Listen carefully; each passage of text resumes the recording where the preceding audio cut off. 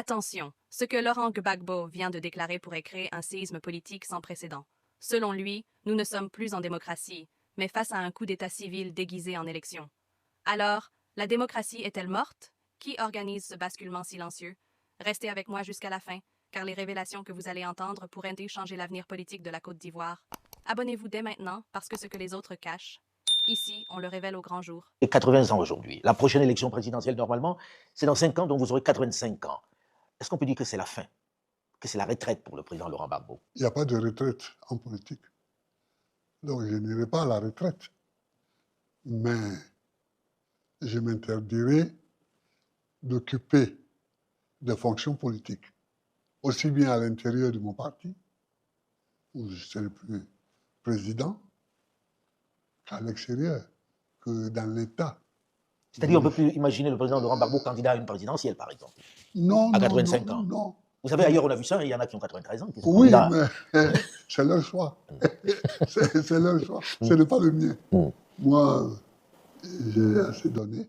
Et puis, on peut faire la politique sans occuper de fonctions ou sans chercher à occuper de fonctions. Est-ce que c'est raisonnable, Monsieur le Président, et tout le monde se pose la question, que ce soit pour vous, que ce soit pour les autres, que quelqu'un comme vous, qui a fait ce que vous avez fait, ait souhaité être candidat à la présidentielle à 80 ans? Oui. Je vais vous expliquer quelque chose. Quand j'ai été élu président, c'était en 2000. J'avais 55 ans. Le mandat présidentiel dure 5 ans. En 2005, donc, c'était la fin. Normalement, c'était la fin du premier mandat, de mon premier mandat présidentiel. Il aurait dû avoir une élection. En 2005. En 2005. Et à cette élection, j'aurais pu gagner ou j'aurais pu perdre. Mais il n'y a pas eu d'élection. La démocratie veut que si je gagne, je continue pour le deuxième mandat, le deuxième et le dernier mandat. Donc, j'avais jusqu'à 65 ans. 65 ans, si vous aviez un second mandat. Voilà, si j'avais un second mandat. Mais si j'avais perdu après le premier mandat, c'était fini. Voilà. Ces gens-là ne m'ont pas laissé gouverner. Quand vous dites ces gens-là, c'est qui? Mes opposants, qui ont pris les armes. Parce que figurez-vous que 2 mois seulement après, les élections ont eu lieu le 22 octobre 2000. J'ai prêté serment le 26 octobre. J'ai fait mon premier conseil de ministre le 27 octobre. Le 4 janvier 2001, il y avait le premier coup de feu contre mon régime, contre moi-même et contre la Côte d'Ivoire. Le 4 janvier. C'est-à-dire moins de 3 mois après que vous ayez pris vos fonctions. Moins de 3 mois après. Ils m'ont donné une longévité inespérée. Ils m'ont donné une longévité au pouvoir. C'est pourquoi je suis encore là. Comment ça? Parce qu'ils n'ont pas voulu appliquer la Constitution. Or, dans notre Constitution, celle qui avait cours en 2000, la Constitution de la Deuxième République, quand le pays est divisé, il n'y a pas d'élection. Parce qu'ils ne se sont pas arrêtés au 4 janvier. Quand nous avons repoussé Les assaillants qu'on appelait le complot de la Mercedes noire, quand on les a repoussés, ils sont partis en laissant beaucoup de morts des deux côtés. Et en 2002, j'étais en visite officielle en Italie. En Italie, oui. Quand ils ont remis le couvert, j'explique pour le moment, pas que je n'ai pas eu le temps de gouverner, ça c'est un autre chapitre, mais pour le moment que ma longévité s'explique par la guerre civile qui m'a été menée. J'ai dû faire face jusqu'à ce qu'ils arrivent au pouvoir finalement et que tous ceux qui étaient derrière eux lèvent la tête. Alors, ce n'est pas votre genre de faire de la langue de bois. Quand vous dites eux, c'est qui?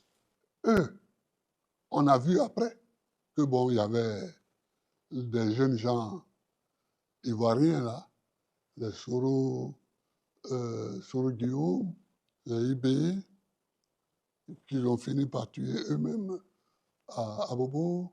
Les jeunes gens, là, il y avait ce groupe-là qui n'a pas pensé la rébellion et qui n'a pas financé, surtout, la rébellion. Mais il y avait ensuite l'équipe d'Alassane Ouattara, qui a été nommément citée par les rebelles comme étant leur financier, qui leur donnait 25 millions par mois. Ça a été cité, ça Ça a été montré. cité clairement. Ça a été cité clairement. Et puis, il y a la France. C'est Nicolas Sarkozy qui voulait vous vitrifier. Ouais, qui voulait me vitrifier et qui, à la fin des fins, bon, m'a quand même eu à bombarder la résidence présidentielle de Côte d'Ivoire, c'est-à-dire d'un pays étranger, qui m'a fait arrêter. Pour aller passer... Le 11 avril 2011, j'ai fait 8 mois à Korogo, puis après, j'ai été déporté à La Haye. Vous avez passé une dizaine d'années. Une dizaine d'années. Une dizaine d'années. Voilà. Monsieur le Président, vous êtes revenu, vous n'avez pas pu être candidat. Vous avez dit que vous ne prenez pas votre retraite, que vous resterez toujours dans l'environnement, peut-être pour accompagner. Je pense que c'est plus dans le domaine de l'accompagnement, du legacy.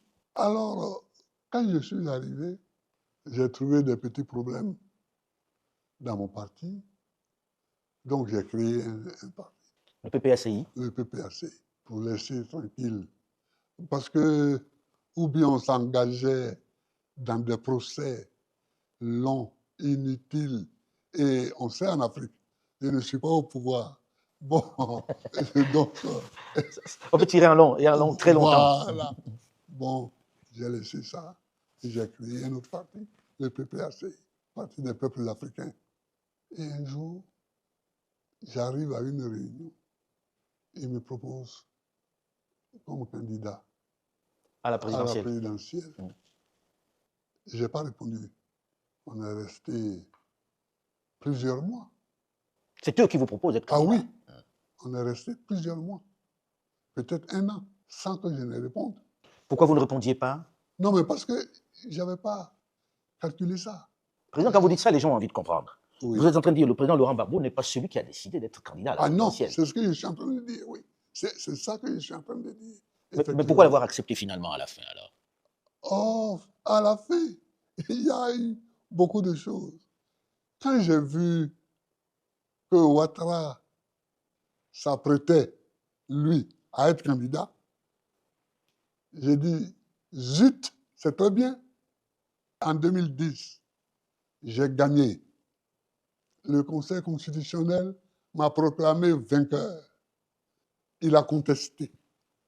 Mais moi, je suis sûr que je l'ai battu. Il a contesté la décision du Conseil constitutionnel, alors qu'il dit aujourd'hui que ça ne se conteste pas. Mais il a contesté.